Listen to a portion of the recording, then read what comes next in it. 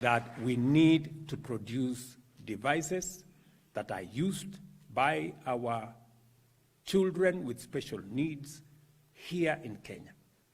They already have a piece of land, it tells me, in Mavoko. I will make sure that that land is secured.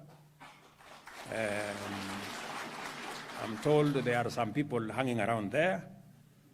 I will deal with them.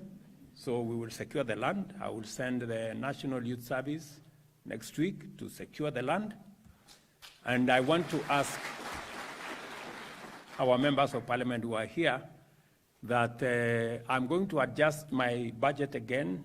I will knock off a few things, including the travel allowances and many of the things that are in there, so that I can find 500 million shillings to give it to start the manufacture of local devices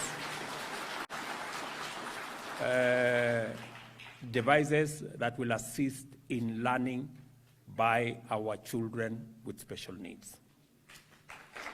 So, wabunge kina Mejandong mukubali.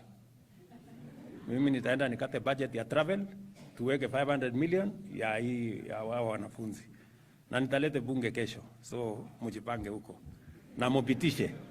Musipopitisha nitawashtaki kwa hawa watu hawa. So, and so prepare yourself. I'm going to instruct the National Youth Service to work with you so that we can put together the facility that will manufacture devices for our children who need them for special learning. And finally, as was said here by the leaders who spoke, we have challenges of land all over the country, and we're trying to align. We're trying what we must get rid of in the whole of this is impunity. We must get rid of impunity. We cannot allow impunity in Kenya.